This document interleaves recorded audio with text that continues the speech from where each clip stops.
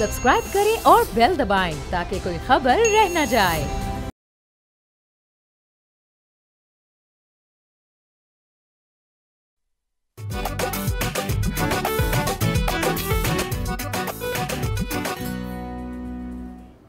अस्सलाम वालेकुम नाज़रीन, बोलो जनाब में बहुत बहुत खुश आमदीद। मैं हूं असद निज़ामी। नाज़रीन, आज हमारा ईद की स्पेशल ट्रांसमिशन है बोलो जनाब और बोल नेटवर्क की तरफ से आप सबको बहुत बहुत ईद मुबारक।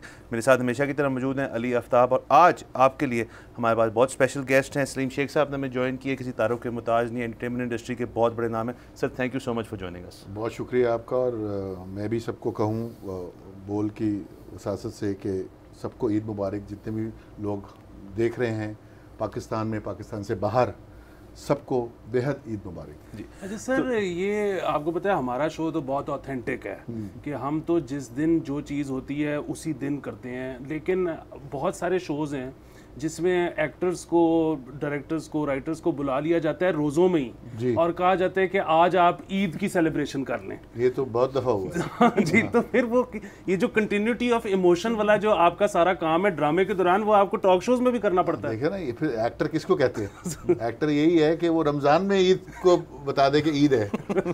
रोज़ा खोल के आया बेचारा, लेकिन वो कह रहा है कि मैं ईद पे बैठा हूँ, रोज़े में ही है, रोज़े में ही। तो ये करना पड़ता है, तो बहुत दफ़ा हुआ है ऐसा। तो अच्छा, क्योंकि ईद का शो है और हम वैसे तो हमारा दिल करता है कि हम ईद के अंदर भी किसी किस्म की वो खबरें हो ही जाती हैं किसी किस्म की, लेकिन चूँकि ईद का दिन है तो आप अपनी तरफ से बताएं कि आपका ईद यूजुअली आप कैसे मनाते हैं और क्या स्केड्यूल होता है सारा? देखिए, ईद पे तो हमेशा कोशिश होती है, और मेरी नहीं, हर इंसान की कोशिश होती है कि ईद अपनी फैमिली के साथ गुजारें।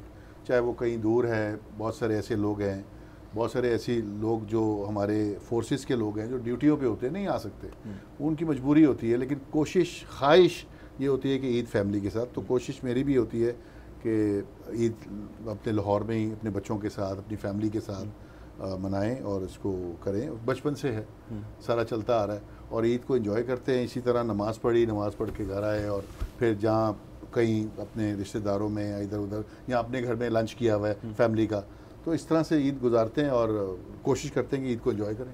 तो कभी खुद भी आपने किचन में हेल्प करवाई है या सिर्फ खातून खाना की जिम्मेदारी है? नहीं, मैं करता हूँ। मैं मतलब खाना नहीं पका सकता मैं, लेकिन जैसे वैसे आम दिनों की बात करें अगर, तो मैं ब्रेकफास्ट बड़ा अच्छा बनाता हूँ।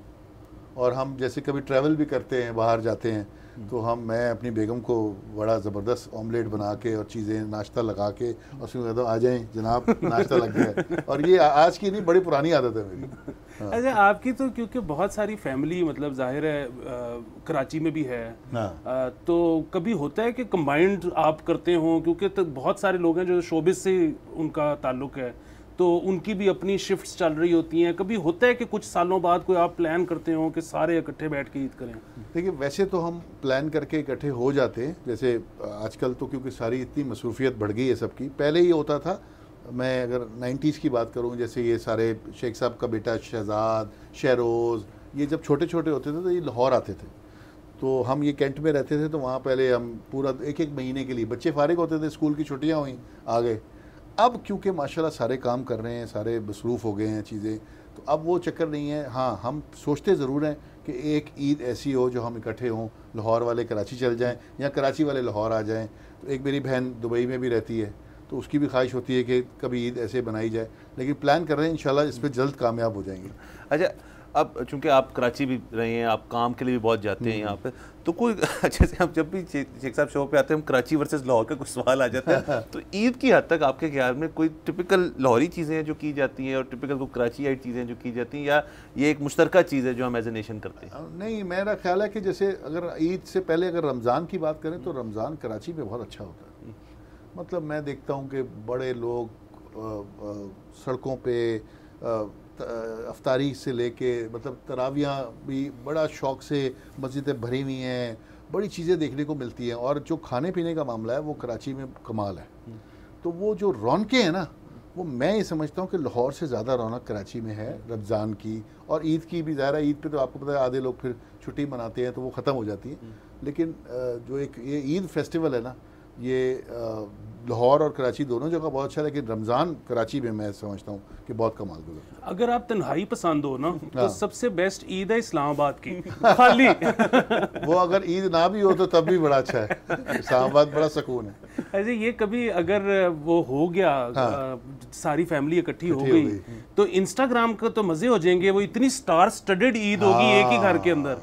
बिल्कुल, अभी पिछले दिनों भी हम इकट्ठे हुए थे तो इसी तरह था, हर रोज़ एक चीज़ वायरल हो रही थी तो इस तरह इंशाल्लाह अगर ऐसा होगा तो बहुत मज़ा आएगा। तो अब शेख साहब हैं हमारे पास, तो हम ज़रा इंडस्ट्री से हमारे रहा नहीं जाएगा, तो ये भी होता है कि कुछ चीज़ें जो आपकी शूट्स वगैरह चल रही होती हैं, ज़ाहिर है ये जब टाइम आ जाता है ईद का और रोज़ों का, तो हर चीज़ किसी सवाल पूछे तो वो कहते हैं यार ईद के बाद अब देखेंगे। तो आपकी प्रोडक्शन जो होती है और जो आप काम कर रहे होते हैं, जो उसको फिर मिड में छोड़ के फिर आप पैकअप करते हैं, फिर वापस जाते हैं और उसमें कुछ डिस्टर्बेंस आती है? देखिए, दो बातें हैं। एक तो ये है कि जब आप काम कर रहे होते हैं, जो डेट्स अगर पहले से लॉक हो जाएं, और स्पेशली आजकल जो रमज़ान के ड्रामे बन रहे हैं वो तकरीबन 20-25 रोज़े तक की शूट चलती रहती है, क्योंकि ख़त्म ही नहीं होते, इतनी ज़्यादा कास्ट होती है, सारा कुछ। तो ये तो पता होता है जो रमज़ान सीरियल कर रहा है वो किसी भी चैनल के लिए वो फिर चलता रहता है। दूसरा ये है कि जो आपने कहा ना कि फिर ईद के बाद करेंगे, वो अक्सर होता है कि जब आप किसी से पैसे मांगे तो कहता है इंशाल्लाह ईद के बाद करेंगे। तो वो जो पैसों वाली बात है वो आम सी बात है बड़ी, कि आप कहेंगे यार वो मैंने काम कर दिया, वो चेक मेरा पैसे सर, बस ये ईद की छुट्टियां आ गई हैं। तो आप ये सोचें कि मैं अगर ये कह रहा हूँ मैं अपना काम, सारे काम छोड़ के आपका काम करवा रहा हूँ और मैंने ईद से पहले आपका काम ख़त्म करा दिया, तो आप क्यों नहीं मेरे पैसे या किसी के भी, किसी एक्टर के भी पैसे आप उसको पेमेंट कर दें। तो ये बड़ा अच्छा बहाना है कि ईद की छुट्टियां आ गई हैं, ईद के बाद आपको। और ये भी क्लैरिटी नहीं होती कौन सी ईद की बात कर रहे हैं, शायद वो बड़ी ईद की बात कर रहे हो कि उसके बाद ये भी होता है, बड़ी ईद आ जाती है 2 महीने बाद, तो अक्सर ऐसा होता है। बुनियादी मसला ये है कि इस ईद पे तो ईदियों का बड़ा खर्चा है, बहुत खर्चा है, ये तो है। हाँ। और मैं एक और चीज़ भी सोचता हूँ कि अब ना पाकिस्तानी एक्टर्स को एक चीज़ करनी चाहिए कि जब वो अपनी डील करें पैसों की किसी भी प्रोजेक्ट की, तो वो करें US डॉलर में। उसकी वजह ये है कि आपकी अगर पेमेंट 6 महीने लेट हो रही है तो उसमें रुपये की तो वैल्यू गिर गई है। तो अगर वो US डॉलर के साथ पैक्ड है तो फिर वो ठीक है, लेट भी हो गए हैं तो कोई बात नहीं। हमारे तो बहुत से ऐसे पैसे फंसे हुए कई सालों से, तो अगर उसको डॉलर से कन्वर्ट करें तो बहुत पैसे बन जाते हैं, अभी भी फंसे हुए। तो ऐसा है, आपका आइडिया तो अच्छा है, अल्लाह करे ये US डॉलर में डील कर लें हमसे। वो बल्कि इंडिया में तो वो जो मीका जो एक बहुत मशहूर सिंगर हैं, वो सिंगर बनने से पहले रिकवरी वाले इंसान थे। अच्छा। बेसिकली किसी भी अगर इंडस्ट्री में किसी के पैसे फंसे हुए हैं तो परसेंटेज लेके वो पैसे निकलवा लेते थे। तो इस तरह के यहाँ पे भी हमें चाहिए लोग। हाँ, अब वो बड़े वो बने तो हुए हैं एक इदारे 2-3, लेकिन वो किसी काम के नहीं हैं। बड़े लोगों के पैसे फंसे हैं लेकिन कुछ करते हैं, फिर वो बाद में बात ख़त्म हो जाती है, पैचअप हो जाता है, इस तरह की चीज़ें हो जाती है। लेकिन मेरा ख्याल है कि अगर ये ऐसा हो जाए तो बहुत अच्छा है, क्योंकि बहुत सारे लोग हैं जो इसमें सफ़र करते हैं। यहाँ पे जो इदारों की आप बात करें, इसका मतलब है एक्टर्स जो हैं यहाँ पे सारे एक्टर्स हैं, स्टाफ है, सारा है प्रोडक्शन के, वो यूनियनाइज्ड है? मतलब वहाँ पे जैसे तमाम जगहों पे किसी न किसी तरह की यूनियन होता है जो इन मसलों को डील करता है। आप जैसे कह रहे हैं इदारे हैं लेकिन वो किसी काम के नहीं, इसकी क्या वजह है? मैं देखें, जैसे बहुत सारे एक्सपीरियंसेस हुए हैं, प्रोड्यूसर एसोसिएशन है, अच्छा, उसमें बहुत सारे काम फंसते हैं लेकिन वो फिर कोई हल नहीं निकलता। एक्टर्स की भी है, तो एक्टर्स भी अगर कहता है कि जी, एक्टर कोई कहता है कि जी मेरे पैसे फंस गए हैं और मुझे नहीं मिल रहे टाइम पे, तो उसका कोई हल मैंने कभी देखा नहीं है कि यार हाँ इसके पैसे फंसे हुए थे, इसको निकाल के दे दिए, इन्होंने बड़ा काम किया है। होता है थोड़ा बहुत कभी, लेकिन इस तरह का हम अगर सोचें कि यार मैंने अपना एक लेटर लिख दिया है एसोसिएशन को कि जी मेरे पैसे फंसे हैं, मुझे निकाल के दें, तो वहीं रहते हैं। मतलब ठीक है, कोई बीच में डील बना लेते हैं कि अच्छा जी ये थोड़े अरसे बाद मिल जाएंगे, ऐसा नहीं होना चाहिए। दूसरे ममालिक में आप देखें शूटिंग्स बंद हो जाती हैं। हाँ जी, मैंने खुद देखा हुआ है, शूटिंग बंद हो जाती हैं और वो कहते हैं कि जी अगर एक इदारे ने एक टेक्निकल स्टाफ था एक फ़िल्म का, हम पड़ोसी मुल्क में थे, तो वहाँ पर ये हुआ कि एक दिन पता चला कि जी हम भी अपनी फ़िल्म की शूट कर रहे थे, तो वो उन्होंने कहा कि शायद कल शूटिंग नहीं होगी। तो हम बड़े परेशान हुए, हमने कहा क्या खैरियत है, क्यों नहीं होगी? उन्होंने कहा जी एक फ़िल्म का इदारा है, उसको स्टाफ ने कंप्लेन कर दी है और वहाँ पर फ़िल्म की शूटिंग रुक जाएगी क्योंकि उनके पैसे नहीं मिले। उन्होंने कहा अच्छा। तो अगले दिन ये हुआ कि पूरे मुल्क में जितने फिल्म के सेट्स थे वहाँ शूट नहीं हुई। ये होती है यूनिटी तो वो अगले फिर उन्होंने पेमेंट की है और पेमेंट करने के बाद सब दोबारा काम शुरू हो गया। तो ऐसा अगर इधर हो जाए तो फिर क्या ही बात है। ये तो बहुत अच्छी बात है अगर ये हो जाए, कम से कम इतना ही कर दें कि वो एक शख्स या वो एक कंपनी जिसने पैसे देने हैं, अगर बाकी एक्टर्स यही फैसला कर लें कि जब तक उसके पैसे क्लियर नहीं होंगे हम सिर्फ इस कंपनी के लिए काम नहीं करेंगे या इस शख्स के लिए काम नहीं करेंगे, तो उससे भी हल निकल सकता है। लेकिन यहाँ पे तो आपको पता है कि वही है कि बल्कि मुझे थोड़े से कम दो, कैश में दो तो मैं कल आ जाऊंगा। आप अंदर मतलब अंडर द टेबल आप डील कर लेते हैं। हाँ, प्लस ऑब्वियसली आई थिंक कि जैसे आपने पड़ोसी मुल्क का जिक्र किया कि वॉल्यूम भी तो बहुत ज़्यादा है, मतलब बनिस्बत यहाँ के वहाँ पे फिल्म की देख लें और ड्रामों की देख लें। लेकिन हम तो बात अभी असूल की कर रहे हैं ना कि अगर एक बंदा उन्होंने कहा कि ये हमें नहीं मिली पेमेंट तो उन्होंने सारी फिल्म की शूटिंग्स रोक दी हैं, कितना नुकसान हुआ वो। मेरा पॉइंट ये कि फ़र्ज़ करें यहाँ पे एक एक्टर्स हैं, एक्टिंग कम्युनिटी है, काम जो है सबके लिए इतना काम नहीं है कि सब उसके अंदर करें। तो वहाँ पे काम अब हम देखते हैं हर दिन आए दिन उनके ड्रामों की इंडस्ट्री में बहुत नया बंदा आ रहा होता है, फिर वो आगे की फिल्मों भी जो बहुत अच्छे होते हैं जा रहे होते हैं। तो वहाँ पे इसका मतलब है कि यहाँ पे क्योंकि वो स्क्रूटनाइज कर सकते हैं अगले बंदे को, यार काम दिए यही बहुत बड़ी बात है, आप पैसे क्यों मांग रहे हैं। वहाँ पे शायद डिफरेंट है और वहाँ पे जो एसोसिएशन वाली बात है वो शायद इस वजह से उनकी लॉबी बहुत स्ट्रॉन्ग है, जो यहाँ पे शायद बहुत स्ट्रॉन्ग है। यहाँ नहीं है, यहाँ नहीं है, यहाँ होनी चाहिए। बुनियादी बात यह है कि जब ये उसूल वज़ा होंगे तो इससे इंडस्ट्री मज़ीद ट्रांसपेरेंट होगी। जब मज़ीद ट्रांसपेरेंट होगी तो वो लोग भी जो कि इंडस्ट्री का हिस्सा नहीं है वो इंडस्ट्री का हिस्सा बनने की कोशिश करेंगे, क्योंकि वो अभी इन्वेस्टर घबराता है कि जी यहाँ पे पता नहीं कैसे चलते हैं मामला। जब पता होगा कि मामला तो बिल्कुल ट्रांसपेरेंटली चलते हैं, नए एक्टर्स आएंगे, नए प्रोड्यूसर्स आएंगे, नए राइटर्स आएंगे, इंडस्ट्री ग्रो करेगी। और वैसे भी देखिए जो बेचारे ऐसे एक्टर्स हैं जिनकी इतनी मतलब उनकी इतनी डिमांड नहीं है लेकिन एक्टर्स तो बहुत अच्छे हैं, तो वो बेचारे डरते हैं कि यार अगर मैंने को कंप्लेन कर दी या मैं भी इसका हिस्सा इसमें शामिल हो गया तो कल को ये मुझे कास्ट ही नहीं करेंगे। तो ये भी एक डर, ये खौफ है कि मेरे हाथ से काम चला जाएगा। तो वो इस डर के मारे वो नहीं कहते, वो कहते अच्छा ठीक है नेक्स्ट प्रोजेक्ट में मिल जाएगा। इस तरह करते करते बेचारे अपना काम निकालते हैं। और आप ये देखें कि ये सिर्फ आपकी इंडस्ट्री की हद तक तो डेफिनेटली बहुत ऐसे और इंडस्ट्रीज हैं जिसके अंदर ये मसले हैं, नॉन पेमेंट्स के इश्यूज हैं, बिल्कुल हैं। अच्छा, जो हम जिक्र ईद का दिन है तो अगेन इंडस्ट्री जरा की तरफ ही रहते हैं। ईद के ऊपर, छोटी ईद पे ख़ास तौर पे फिल्म्स आती हैं और हर साल एक अदद फिल्म जो आती है, तो ये ईद की ईद ही क्यों आती है? मतलब इसकी ये क्या वजह है कि सिर्फ उन्होंने ईद वो दिन रखा है? ईद के दिन तो शायद लोग, मैं अज्यूम करता हूँ कि लोग काफ़ी बिजी होते हैं।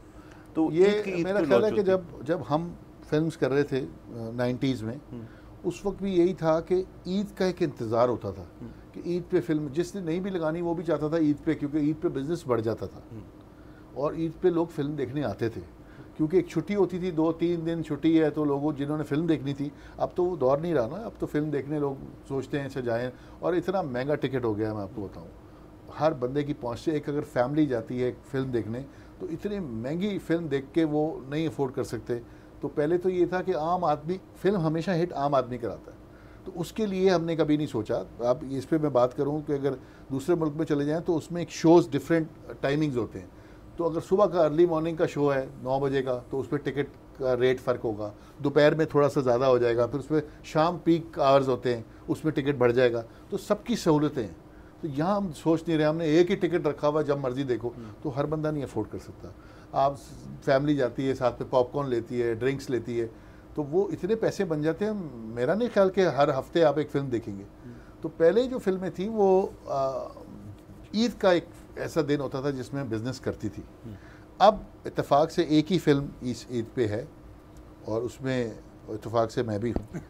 तो अब देखें इस फिल्म का क्या होता है, अल्लाह कामयाब करे। हम तो यही दुआ करते हैं क्योंकि हम फिल्म से हैं और जो लोग फिल्म बनाते हैं उनकी फिल्म कामयाब होनी चाहिए और हमें सपोर्ट करना चाहिए इस सिनेमा को। हम ही नहीं सपोर्ट करेंगे तो फिर कैसे चलेगा? हमें जाना चाहिए, हमें फिल्म देखना चाहिए। और सबसे बड़ी बात ये बताऊँ कि जो फिल्म लगती है ना, अगर उसमें मैं हूँ या ना हूँ, या अगर कभी थे भी किसी फिल्म में, फ़ोन आता है, सर पासिस चाहिए देने। पासिस क्या होते हैं? पासिस तो कुछ नहीं होता। आप कहें कि मैं फिल्म देखने जा रहा हूँ आपकी और मैं अपने टिकट खर्च करके जा रहा हूँ, तो आप कहें मैं आपकी फिल्म देख के आया हूँ और 5 लोगों को लेके गया हूँ, तो ये सपोर्ट है इंडस्ट्री को, ये फिल्म सिनेमा को। अगर मेरे से पासिस ही मैं देता रहूँगा तो ज़्यादा कबाड़ा हो जाएगा। यहाँ पे एक अजीब सा रिवाज है, चाहे मैच हो, चाहे कॉन्सर्ट हो, चाहे फिल्म हो, अगर आप कोई बंदा जाके पैसे खर्च के देख के आया ना, तो वो अगले दिन दोस्तों को फखर से कभी भी नहीं बता रहा होगा कि मैं कल गया था और मैंने पैसे खर्चे और देखे। यहाँ पे फखर किस चीज में होता है कि ताड़ा प्राव एक है फ्री ये पता नहीं क्या फखर की चीज है। तो यार वो तो फिल्म आ रही है, पासेस चाहिए देना, पासेस मैं कहाँ से लाऊं? अब तो दौर पासेस होते थे पहले। पास एक और चीज होती थी, हाँ। पासेस होते थे कॉम्प्लीमेंट्री जो आप कुछ लोगों को देते थे, स्पॉन्सर्स वगैरह को, और फिर टिकट। अच्छा, इसी कॉन्वर्सेशन को आगे रखते हैं, यहाँ पे जाना है हमने एक ब्रेक के ऊपर, प्लीज स्टे विद अस।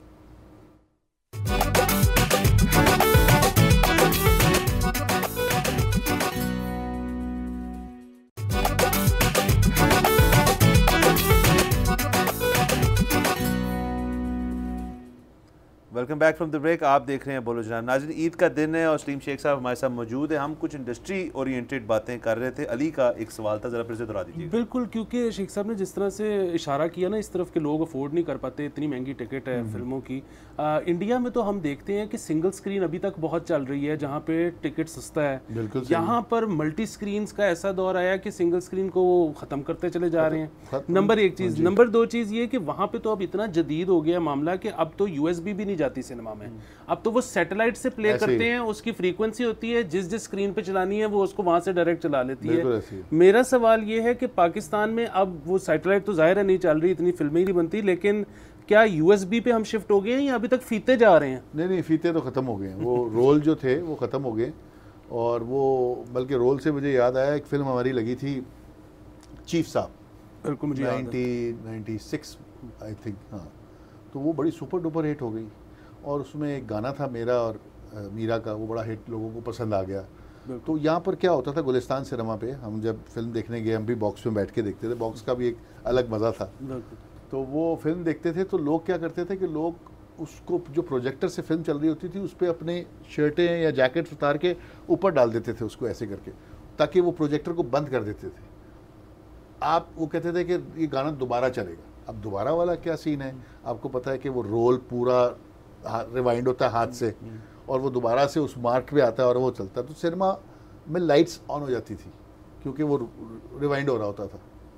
तो अब तो वो चक्कर ही नहीं है। फिर हमने क्या किया कि हमने बहुत ज़्यादा डिमांड बढ़ गई उस गाने की, वो गाना दोबारा एक डेवलप करा के, लूप बना के पूरा उस गाने के साथ गाना जोड़ दिया।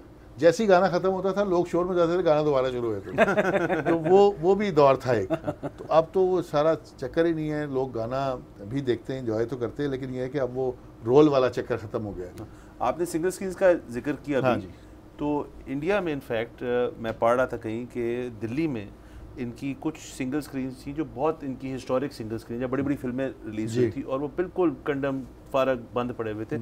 उनकी लोकल गवर्नमेंट ने 8 ऐसी स्क्रीन जो है उनके लिए फंड इकट्ठा किया कि इनको रिवाइव करो, यानी कि वो फुल सर्कल मल्टीप्लेक्स से होके खत्म नहीं होना चाहिए। अब वो वापस आ रहे हैं उस चीज़ पे कि यार जो हमारी पुरानी, जो हमारी हिस्ट्री जहाँ से हम बने हैं उसको ना खत्म करें। तो वो मैंने कहा ऐड कर दूं आपके। बिल्कुल, सिनेमा एक ऐसी चीज़ है, लोगों की यादें जुड़ी होती हैं। मतलब आप उसके सामने से जब गुजरते हो, नॉस्टैल्जिया के अगर आप थोड़े से मरीज हो, आप तो रह जाते हो, आपको वो एक एक झलक याद आती है कि वो फिल्म इसके साथ देखी थी, वो फिल्म उसके साथ देखी थी। अच्छा, सो ये तो बड़ी अच्छी चीज़ है कि अगर कम से कम फीता ख़त्म हो गया है तो अब वो कॉस्ट तो कम हुई है ना। पहले तो आपने उतने प्रिंट्स निकलवाने होते थे जितनी स्क्रीन पे चलानी। जब एज एन एक्टर हम काम करते थे तो हम जो अगर डायरेक्टर साहब सामने खड़े होते थे और हमें कोई सीन रिकॉर्ड हो रहा है, शूट हो रहा है, तो लंबा अगर मेरा डायलॉग है तो वो मैंने याद कर लिया। अब मुझे ये डर होता था कि ये कट, मतलब मैं रीटेक ना करा दूँ, मतलब कुछ भूल ना जाऊँ या कुछ है छोटा मोटा भूलना, तो वो कहते थे डबिंग कर लांगे, चक्कर ही नहीं है, रोकना नहीं, तुझे रुकना नहीं। अब ये डर, ये खौफ होता था कि यार अगर मैं कट हो गया तो उन्होंने सर पकड़ के बैठ जाना है कि यार वो तो उस वक्त 4000 का एक रोल आता था, क्योंकि या तो रोल ख़त्म हो गया तो 4000 गया उस वक्त। तो वो कोशिश ही होती थी कि एक ही टेक में सीन करना है, और अगर एक ही शॉट है, सिंगल शॉट है, सिंगल टेक है, उसमें तो बंदा रिहर्सल कर करके पागल होता था कि मैंने रीटेक नहीं करानी। तो वो भी एक टाइम था। कितना प्रेशर है। हाँ, उस वक्त प्रेशर बहुत था। अब तो ये है कि अच्छा जी भूल गए दोबारा कर लो, कुछ चक्कर ही नहीं है, रोल वाला चक्कर ही, खर्चा ही बच गया अब तो। अच्छा, ये मैं सॉरी, अब थोड़ा सा इस तरह से मैं साउंड करूंगा क्योंकि अब हम हो गए हैं बड़े, अब क्या करें, और वो जितने भी लोग जो बड़े हो जाते हैं उम्र में, उनको छोटों से मसला होता है। लेकिन वो अब एक्टर अच्छा और बुरा होना जो है ना, ये तो बड़ी सानवी सी बात है। कम से कम जो है ना, मुझे ये लगता है कि हमारे एज ग्रुप में डायलॉग तो सबको ही याद होते थे। अब एक अजाब लगता है कि जो नए बच्चे आते हैं उनको डायलॉग याद ही नहीं होता। ये क्या प्रॉब्लम है? क्योंकि नॉन सीरियस है सब। मैं आपको बता रहा हूँ, मैं बहुत लोगों के साथ काम कर रहा हूँ, वो सीरियस आप सीन हो रहा है। अभी भी मैं काम कर रहा था एक प्रोजेक्ट में जिसमें बहुत सारे सीनियर एक्टर्स थे और नए लड़के भी थे, नए लड़के लड़कियाँ जिनको सबको कह लें। तो उसमें आजकल क्योंकि ये यूट्यूब से जो लोग कमा रहे हैं ना, वो नॉन सीरियस है। मतलब एटीट्यूड उनका ऐसा है कि जी अच्छा ठीक है, देख लेंगे, पढ़ लेंगे, क्या है। तो बात पक्की पकाई जब आपको मिल रही हो ना, आपको मेहनत ना करनी हो रही हो, आपको स्ट्रगल ना करनी पड़ रही हो, तो आपको आसान लग रहा है कि अच्छा कर लेंगे जी। वो ये नहीं पता होता, वो बड़ा शॉर्ट स्पैन होता है। आप एक और दूसरा आ जाएगा, उसको हटा देगा, नया एक्टर आ जाएगा। तो मेहनत करना जो है ना, वो बड़ा इंपॉर्टेंट चीज़ है। आपको अपना, आप ये पहले देखें तो सही कि आप इस काबिल हैं कि आप स्क्रीन पे आ रहे हैं, आप काम कर सकते हैं कि नहीं कर सकते। लेकिन नहीं, क्योंकि काम मिला हुआ है, हीरो है, हीरोइन है, तो वो अब समझते हैं कि हम ही हैं। ये नहीं पता कि ये जब काम ऐसा है कि जब थोड़ा सा आप इधर हिलता है ना, फिर बंदे को पता चलता है कि यार मैं कहाँ खड़ा हूँ।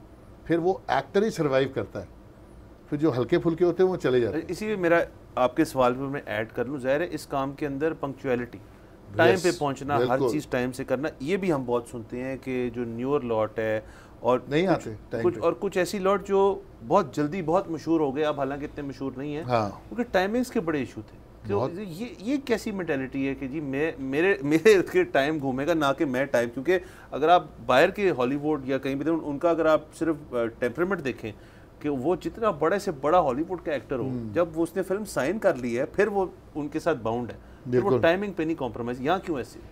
देखिए, यहाँ तो मैं वही बात है ना कि हमने जो सीखा है, जिस स्कूल से हमने सीखा है, वो हमारे अपने सीनियर्स थे।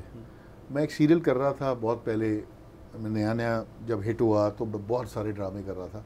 तो एक प्रोड्यूसर थे जिन्होंने कहा कि आपको कास्ट करना है। मैंने कहा भाई मेरे पास टाइम नहीं है, मैं नहीं कर सकता। तो उन्होंने कहा नहीं, जिस तरह आप बोलेंगे उस तरह मैनेज कर लेंगे। तो अब मैंने हामी भर, जब इतना आ गए कि लेना ही आपको है, तो मैंने हामी भर ली और मैं काम शुरू हो गया। अब वो एक दिन ऐसा आया कि जिसमें ऑलरेडी मेरी 2 शूट्स थी। अब वो ये नहीं देख रहे कि मैंने कमिट क्या किया था कि यार मेरे पास टाइम नहीं है। अब उन्होंने फंसा दिया कि यार सिर्फ 2 घंटे के लिए आना है। अब मैं कहीं एक जगह अलग शूट कर रहा था, जहाँ मैंने पहुँचना था वहाँ कवि खान साहब थे, सीनियर आर्टिस्ट, उनको अल्लाह जन्नत नसीब करे। तो वो थे और मुझे खौफ था कि मैं कैसे पहुँचूँगा। मैंने उनको कहा कि आज का ना रखें दिन प्लीज़। उन्होंने कहा नहीं, आप सिर्फ 2 घंटे के लिए निकल आइएगा। अब जिसकी शूट ऑलरेडी थी, जिसका दिन था, अब वो कैसे छोड़ेगा। मैंने उनसे रिक्वेस्ट की कि मुझे यार वहाँ पहुँचना है। और हमने बड़े इसी तरह काम किया हुआ है, इज़्ज़त के साथ, इज़्ज़त सीखी है, इज़्ज़त ली है, इज़्ज़त दी है। तो वहाँ जब मैं पहुँचा तो वह लेट हो गया, सारे लोग वेट कर रहे थे। आप यकीन करें, इतनी शर्मिंदगी हुई है शायद ही किसी दिन मेरे पूरी अपनी लाइफ में हुई हो कि कभी खान साहब बैठे हुए मेरे सामने और मैं 2 घंटे लेट हूँ। अब मैं उनको बताना कैसे बताऊँ कि ये मेरा कसूर नहीं है, क्योंकि मैं ऑलरेडी ये काम नहीं करना चाह रहा था। तो उन्होंने कुछ नहीं कहा, उनके सिर्फ यूँ बैठ के ऐसे बैठे हुए थे, मुझे आज तक याद है। तो उन्होंने कहा, मैंने कहा अस्सलाम वालेकुम सर, कैसे? वालेकुम सलाम। उन्होंने कुछ नहीं कहा। थोड़ी देर गुजरी, मैंने कहा लाइन्स क्या सीन है, करते करते वो नॉर्मल थे। मैंने कहा कवि साहब मुझसे बात नहीं कर रहे, नाराज़ लग रहे हैं। हालांकि वो नाराज़ नहीं थे, वो अपना बैठे हुए थे। मैंने कहा खान साहब सॉरी, मुझे नहीं पता था, क्योंकि वो मेरे साथ तो ये हुआ कि वो उन्होंने डेट नहीं थी मेरी, और इन्होंने कहा नहीं बेटा कोई बात नहीं, मैं तो अपने काम पे आ गया हूँ, 9 बजे आ गया था, 9 बजे तक का मेरा टाइम है, मैं 9 बजे चले जाऊँगा। आप आते हैं, आप आए, नहीं आता कोई नहीं आएगा, मैं बैठा हूँ, मैं अपनी ड्यूटी पे हूँ। तो ड्यूटी मेरी शुरू हो गई 9 बजे से लेकर 9 बजे तक। ये काम कराते हैं ना कराएं, मैं खाऊंगा, चाय पीऊँगा, खाना खाऊंगा, एंजॉय करूँगा और मैं रिलैक्स होकर घर चलूँगा, मैं टेंशन नहीं लूँगा। तो बेटा आपकी कसूर ही नहीं है, इनका कसूर है। तो मैं इतना रिलैक्स हुआ, मैं सिर्फ देखा कि जो सीनियर एक्टर्स हैं वो किस तरह लेते हैं। वो टाइम पे पहुँच गए थे 9 बजे। तो आजकल तो ये चक्कर ही नहीं है टाइम पे आने का। एक वो अगर टाइम कॉल टाइम होता है ना, अगर सुबह 10 बजे, तो वो कहते हैं यार अच्छा इसका मतलब 11 बजे, घंटा तो यही लगे ना। फिर गाड़ी जाती है उनको पिक करने, फिर गाड़ी नीचे वेट कर रही होती है, ड्राइवर खड़ा रहता है, वो 1 घंटे बाद उतरते हैं, फिर आते हैं, फिर थोड़ा सा म्यूज़िक सुनते हैं, सीरियसली म्यूज़िक सुनते हैं। म्यूज़िक सुनने के बाद वो मेकअप के लिए जाते हैं, तो 1 बज जाता है। ये हो रहा है आजकल। मेरा भी जो है ना, ये एक बड़ी मेरे लिए सादत की बात है, मैंने भी कभी खान साहब से डांटे खाई हुई है। बिल्कुल। हाँ। अच्छा अब क्योंकि फिल्म पे थे हम, तो हम जानना चाह रहे थे अली और मैं कि एक फिल्म रिलीज़ होती है, अब आपने कहा कि सुपर हिट होगी, डुपर हिट होगी, उसकी इकोनॉमिक्स जो है कि भाई वो पैसे जो हैं अगर सुपर डुपर हिट होगी वो किसको मिलते हैं? आपको मिलेंगे, आपके प्रोड्यूसर को मिलेंगे, डिस्ट्रीब्यूटर को मिलेंगे, स्क्रीन वाले को मिलेंगे। इसका स्ट्रक्चर क्या या माजी का क्या था और अब क्या? माजी में तो ये था, बहुत आसान था। जब हम फिल्म्स बनाते थे तो जो कलेक्शन होती थी वो रोज़ के रोज़ होती थी, रोज़ के रोज़ कर लें, वीकली कर लें। वो आप सिनेमा पे जाएं, आप देख लें कि कितने लोग बैठे हैं, आज का शो कितने का लगा है, सारा कुछ है। कैश फ्लो था, सारा कुछ आ जाता था। सिनेमा हायर करते थे, सिनेमा लिया, कोई भी रेंट है उसका, हफ्ते के, एक हफ्ते के लिए बुक कर लिया या महीने के लिए बुक कर लिया आपने, वो आपके ऊपर है। हफ्ते का एक कॉन्ट्रैक्ट होता था या 2 हफ्ते का कॉन्ट्रैक्ट होता था। अब आपके ऊपर है कि आपने ये सिनेमा को किस तरह चलाना है। जो सिनेमा ओनर है वो रेंट लेगा अपना, उसको परवाह नहीं है कि आपकी फ़िल्म चल रही है या नहीं चल रही। ऐसा भी होता था कि जब फिल्म लगती थी तो आप पहला शो है, बहुत सारी फिल्में बाद में हिट होती थी, कुछ फिल्मों की हाइप इतनी क्रिएट हुई होती थी कि वो पहले दिन से ही पकड़ लेती थी फ्लो। तो सिनेमा भरने का भी एक तरीका होता था कि अब फिल्म लगी है और फिल्म में रश कम है तो पहला शो का जो बोर्ड है ना वो हाउसफुल का लगना चाहिए। बाहर बोर्ड ऐसे करके ठक करके लगता था कि जी हाउसफुल है, तो आने वाला इंप्रेशन पड़ता था यार हाउसफुल हो गया, वाह ये फिल्म अच्छी है, हाउसफुल है। तो वो वाला चक्कर जो था ना, तो उसमें सिनेमा हायर करते थे और कई जगह अगर मिसाल के तौर पे 20 या 25 सीटें खाली जा रही हैं तो आप अपने लोगों को कहते थे कि यार 10 तुम अपने गेस्ट को बुला लो, तुम अपने गेस्ट को बुला लो, हाउसफुल होना चाहिए। तो वो आप अपने पल्ले डाल देते थे कि यार मेरे उसमें आगे हैं पैसे लेकिन हाउसफुल होना। लेकिन कुछ फिल्में होती थी वो हाउसफुल से हटती नहीं थी, तो वो 25 हफ्ते सिल्वर जुबली करना बड़ी बात होती थी। अब ये है कि आप फिल्म बनाते हैं, एक प्रोड्यूसर फिल्म बनाता है, उसमें मेहनत करता है, पैसा लगाता है, एक इन्वेस्टर होता है, उसमें सारा कुछ करके जब फिल्म तैयार होती है तो आप सिनेमा ओनर के पास जाते हैं तो वो कहते थे 50% मेरा है। अब आप ये सोचें कि जिसने मेहनत की है, साल 2 साल लगा के फिल्म बनाई है, तो वो आके बेचारा 50% आपको दे देगा। ये कहाँ का असूल है? ये मोनोपोली है, इसको टूटना चाहिए, ये नहीं होना चाहिए। इसके लिए गवर्नमेंट को थोड़ा सा कुछ ऐसा काम करें कि जिसमें लोग फिल्में, और लोग क्यों नहीं फिल्में बना रहे, यही वजह है कि आता ही नहीं है कुछ। आपका पता नहीं कितने बिजनेस कर लेते, कितने करोड़ों रुपए की फिल्म चली जाती है, लेकिन आपके हाथ में कुछ नहीं आता, तो ये गलत है। यहाँ पे मैंने कुछ प्रोड्यूसर्स से ये भी सुना है, और वो अक्सर अपने बंदे भेजते हैं कि जाओ चेक करके आओ, कि सिनेमा ओनर कहता है कि आपकी फिल्म उतर चुकी है, इतने हफ्ते चली थी अब उतर गई है। हाँ। लेकिन वो बीच बीच में खुद फिर भी शोज लगाता है जो बताता नहीं है प्रोड्यूसर को। ये भी है, और दूसरा ये भी एक अच्छा हुआ मुझे याद करा दिया, ये भी एक बात होती है कि जो आजकल कॉन्ट्रैक्ट ऐसा करते हैं सिनेमा ओनर्स कि आपकी फिल्म चल रही है और अच्छी जा रही है, कोई नई फिल्म आ गई, चाहे वो इंग्लिश की फिल्म है, इंडियन फिल्म तो आजकल आ ही नहीं रही। तो जब इंडियन फिल्म्स आ रही थी तब भी एक इतना बुरा हो रहा था हमारी इंडस्ट्री के साथ कि वो फ़ौरन रातों रात जब सुबह गए हैं तो अगर आपका शो है तो शो चेंज हो गया, आपका शो डाल दिया सुबह 9 बजे। अरे ये क्या हुआ? नहीं, आपका बिजनेस नहीं चल रहा था यार, तो हमने शो उठा के डाल दिया। तो वो कॉन्ट्रैक्ट ही ऐसा करते हैं कि आप कुछ कह ही नहीं सकते।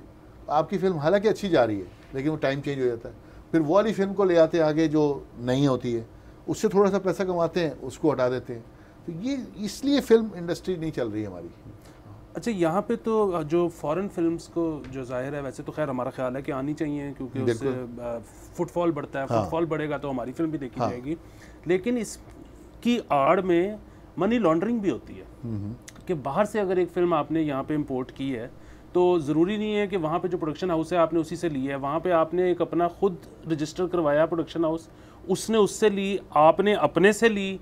अब यहाँ पे बिजनेस चाहे कम हुआ है, आपने शो किया, बिजनेस ज़्यादा हुआ है, अब आपने वापस भेजने उसको पैसे, और आप यहाँ से अपने पैसे भी निकाल देते हो बाहर। सो ये भी एक चीज़ है जो होती है। बिल्कुल। सो हम तो, आपको पता है कि हर चीज़ में से हम 2 नंबरी तो ढूंढ ही लेते हैं। पहले 2 नंबरी ढूंढते हैं, बाद में 1 नंबर ढूंढते। और अच्छा, इसके साथ साथ हमारा ये भी एक पीरियड आया था जब सिनेमाज बिल्कुल ही यहाँ पे बंद हो गए थे। मतलब यहाँ पे एक एरा आया था जब ना हॉलीवुड लग रही थी, ना बॉलीवुड थी, ना हमारी अपनी को फिल्में थी, एक बिल्कुल जीरो हो गई थी इंडस्ट्री। उसने भी बहुत इफेक्ट किया हमारे सिनेमा गोइंग कल्चर को, कि मतलब एक जनरेशन ऐसी आ गई जिसको पता ही नहीं था ये भी एक चीज़ होती है, ये भी एक एक्टिविटी होती है। ऐसे ये भी इस तरह बंद हुआ यहाँ पे? बिल्कुल, यहाँ हो गया था, बिल्कुल बंद हो गया था और काम बिल्कुल नहीं था। ये तो फिर नई जो लॉट है, नई जनरेशन है, उन्होंने कुछ थोड़ा बहुत शुरू किया, छोटी छोटी फिल्म्स बनाना शुरू की, लो बजट फिल्म्स बनाना शुरू की, तब थोड़ा बहुत रिवाइवल फिर लोग अब, लेकिन अब मैं ये समझता हूँ कि अब जब तक ये सिस्टम ठीक नहीं होगा ना, तो ये लोग बहुत फिल्में देखें, बहुत सारे ऐसे लोग हैं, बहुत सारे ऐसे इन्वेस्टर्स हैं जो ये इस काम में आना चाहते हैं, लेकिन जब वो देखते हैं कि यार इसमें पैसा वापस ही नहीं आ रहा है, लगाने को तो बहुत सारे बिजनेस है ना, तो ये भी एक बिजनेस है, इसको बिजनेस लेके चले तो फिर बहुत कामयाब होंगे, लेकिन ये इस पे काम नहीं हो रहा। बिल्कुल, और यहाँ पे ना कोई डाटा भी नहीं है। सो बुनियादी बात ये है कि इंडिया वगैरह में और ऐसे ममालिक में जहाँ पे ज़्यादा फिल्में बनती हैं, वहाँ पे उन्होंने बड़ा मैथ किया होता है कि अच्छा हम इतने करोड़ अगर लगाएंगे तो एक वीकेंड भी निकल जाता है 100 स्क्रीनों पे तो हमारे पैसे बाहर आ गए, और अगर हम इससे ज़्यादा बड़ी बजट की फिल्म बना रहे हैं तो फिर हमने किसी तरह इंश्योर करना है कि 2 वीकेंड लाजमी चले फिल्म, ठीक है। सो इस तरह करके एक मैथ हुआ होता है जो कि यहाँ पे तो एग्जिस्ट ही नहीं करता। यहाँ पे सब हवा में तीर मार रहे हैं बेचारे, किसी को भी नहीं पता कि क्या करेंगे तो क्या होगा। हमारे पास तो इंटरनेशनल मार्केट भी नहीं है ना, हम कहते हैं कि चलो यहाँ नहीं चली वहाँ से पैसे आ गए, वो भी सीन नहीं है। अच्छा, ये अब चले फिल्मों की हद तक ये हो गया, ड्रामे तो यहाँ पे चल रही, ड्रामे बहुत ज़्यादा बूम पे।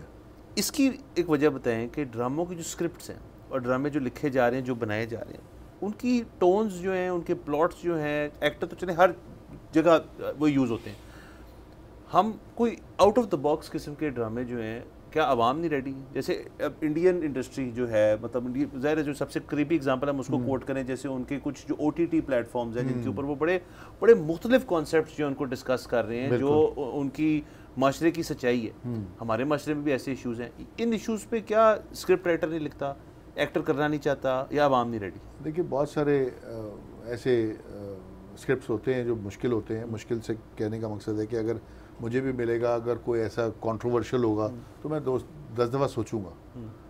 हालांकि एक्टर है, एक्टर कोई भी काम कर सकता है, कुछ भी कर सकता है, लेकिन हमारी वही बात है ना कि डर खौफ बैठा हुआ कि ये नहीं करना, वो नहीं करना। इसी तरह प्रोड्यूसर के पास भी है, इसी तरह कि यार शायद मैं ये बनाऊं, पता नहीं पैसा लगा रहा हूं तो ये चले ना चले, ये बैन ना कर दें, ये चीज़ें हैं। तो बहुत सारी चीज़ें ये भी देखनी पड़ती हैं। लेकिन मैं आपको बताऊँ, ड्रामे बहुत सारे ऐसे सब्जेक्ट्स पे काम हो रहा है, आप देख भी रहे हैं, बहुत अच्छे अच्छे प्लेस बन रहे हैं, हमारा ड्रामा इंडस्ट्री बहुत ऊपर चलेगी है, और बहुत मेहनत के साथ और अच्छे पैसे लगा रहे हैं, और एक्टर्स भी अच्छा काम कर रहे हैं, और ड्रामा इस वक्त हमारा बहुत अच्छा जा रहा है। चलिए, यहाँ पे नाज़रीन जाना है एक ब्रेक के ऊपर। See you after the break.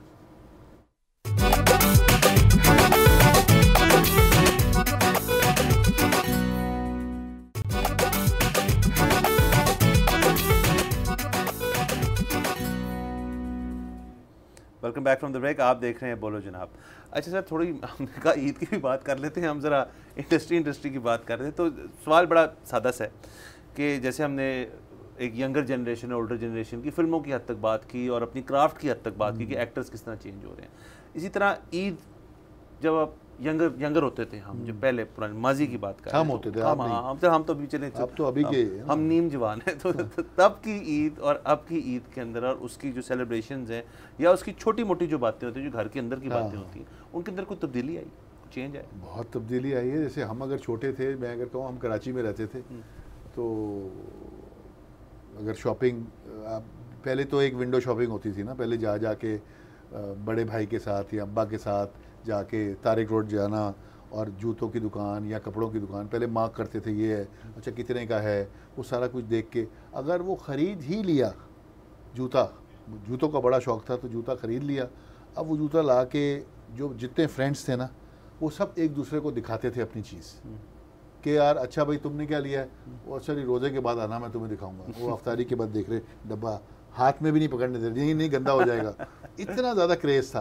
तो वो मुझे याद है कि नया जूता ख़रीदा और आगे एक फ़ैशन आया था, आगे ना नोक पे एक स्टील लगता था, वो मैंने कहा वो स्टील वाला जूता लेना जो आगे स्टील, वो ये जूता ले लिया और जूता लेके तैयार होके सुबह नमाज़ पढ़ के सबसे पहले क्या करना था, हमने हिल पार्क कराची में, तो हिल पार्क चले जाना सारे दोस्तों ने, बस पकड़नी, बस में बैठे और हिल पार्क चले गए। हिल पार्क गए तो वहाँ हिल पार्क ऊपर चढ़ना, पैदल उतरना, वो स्टील पे लग गया पत्थर, वो सारा जूता हो गया ख़राब। तो वो सारी चीज़ें जो थी ना, वो एकदम से दुख हुआ कि ये नया जूता, फिर उसको रगड़ता रहा, पॉलिश करता रहा, वो चीज़ें आज नहीं है। आज के बच्चों में मतलब माशाल्लाह शऊर भी कह लें, सारी चीज़ें हैं, वो इतना ज़्यादा ठीक है, वो जाते हैं शॉपिंग करने, आज भी बच्चे लोग जाते हैं अपने माँ बाप के साथ और अपनी पसंद की चीज़ लेकर आते हैं। लेकिन वो जो क्रेज़ था ना हमारे दौर में, वो जो शॉपिंग करके और आप दिखाना, पहनना, पहले शीशे में खुद पहन के देखना 2-2 दिन पहले, तो वो चीज़ ख़त्म हो गई है, लेकिन आजकल डिफरेंट है। उसकी एक ये वजह भी हो सकती है कि थोड़ा स्पॉइल्ड फॉर चॉइस भी हो गए हम। हाँ। लेकिन तो उस ज़माने में आई एम श्योर कि इतने ब्रांड्स जितने अब तो हर जगह ब्रांड्स ही ब्रांड्स हैं। हाँ। अब ईद कलेक्शन तो फलानी कलेक्शन, सारे साल कलेक्शन आती रहती है, ईद पे तो खास तौर पे आती है हर किस्म की। और प्लस जैसे घर पे आप कह रहे थे कि ये एक चीज़ होती थी जो सब मिल के करते थे, बिल्कुल। अब तो हर बंदे के हाथ में फ़ोन है। अब वो चीज़ तो ख़त्म हो गई, ऑनलाइन ऑर्डर कर देते हैं। तो इतने ज़्यादा जब ब्रांड्स आ गए, मेरे ख्याल में एज एन ओकेजन नहीं रही है अब इतनी ज़्यादा कि यार ईद के, अभी भी लोग ऑब्वियसली ईद के कपड़े जो हैं उसके बाद बड़े लेते हैं, लेकिन वो वाली टेंशन नहीं लेते अब जो पहले लेते थे लोग। अबंडेंस बेसिकली जो है ना इतनी ज़्यादा कि पहले एक बड़ी बात थी चीज़ लेना, अब ये है कि हाँ चीज़ तो आ ही जाएगी, क्या फर्क, और जाना भी शायद ना पड़े, घर बैठे बैठे आ जाएगी। एक इम्पोर्टेंस होती है ना किस चीज़ की, यार ये मुझे चीज़ हासिल करनी है, वो चीज़ ख़त्म हो गई है। अच्छा, और इसमें एक और चीज़ ये भी है कि ये ओकेजन्स जो हैं, अब वही वाली चीज़ है कि पहले होता था कि इन ओकेजन्स पे कोई एक्टिविटी करनी है, फिल्म देखनी है, या रिश्तेदारों ने आना है, या रिश्तेदारों के पास जाना है, ये वो। अब है कि नींद कैसे पूरी करनी है। अब तो है कि जी ये छुट्टी का दिन है, बेसिकली आपने लेट सो के उठना है, फ़ोन स्क्रॉल करना है, और बड़े फ़ख्र से बताते हैं कि यार ईद पे यार मैं तो सोऊंगा 3 दिन। ये क्या बात है, ईद है, आप उसको एंजॉय करें, आप अपनी फैमिली को लेके जाएं कहीं, और उसको कहीं किसी के घर जाएं, किसी को बुलाएं अपने घर, यही ईद का मज़ा है ना। और ख़ास तौर पे आप देखें कि जो अब बिल्कुल यंगर जनरेशन है, मतलब कि हमारे से बात की जो जनरेशन छोटे हैं, अगर वो फ़र्ज़ करें ऐसे माहौल में वो बड़े हो रहे हैं जिसमें ईद की आप बतौर उनके वालिदैन इतनी टेंशन नहीं ले रहे, तो वो कभी टेंशन नहीं लेंगे। हमने तो ये देखा कि हमारे वालिदैन क्योंकि ईद की बहुत टेंशन लेते थे, हम लुक फॉरवर्ड करते थे, तो हम एज बच्चे भी कहते थे बड़ी एक्साइटमेंट होती थी, वो एक्साइटमेंट कम करते करते हम बिल्कुल एक कल्चर उसमें चले जाएंगे, यार ईद क्या बड़ी। इसका एक फ़ायदा हुआ है, वो फ़ायदा ये हुआ है कि हमारी जनरेशन के या हमारे से जो पुराने थे, वो जब मुल्क छोड़ के जाते थे तो वो परदेश में बड़ा ही मिस करते थे मुल्क को। ये तो है। अब जो यंग बच्चे जा रहे हैं वो नहीं मिस करते क्योंकि यहाँ की कोई ऐसी यादें ही नहीं है जिसको वो मिस करें। अच्छी बात की है, बहुत अच्छी बात की है, क्योंकि पहले आप बहुत सारे ऐसे हमारे दोस्त हैं जो वहाँ गए हुए हैं और बात ही पाकिस्तान की करते हैं और सोचते भी यहाँ का है, न्यूज़ भी देखते हैं, वो रहते, उनके दिलों में पाकिस्तान वहाँ बसता है।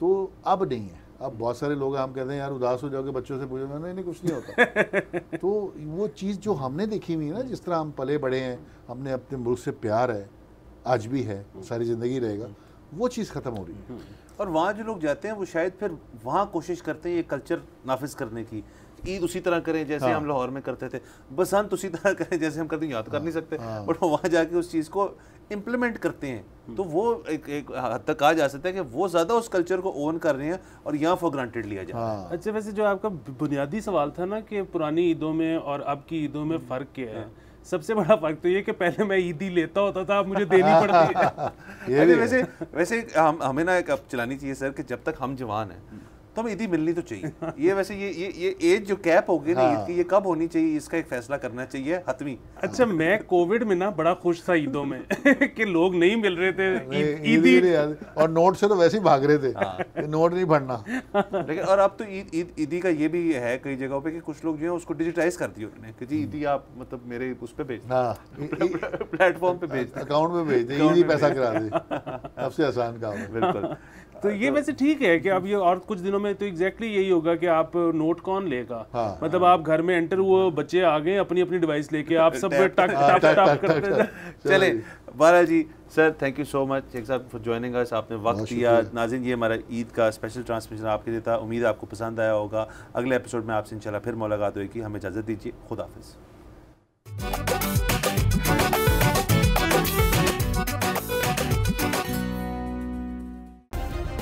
सब्सक्राइब करें और बेल दबाएं ताकि कोई खबर रह न जाए।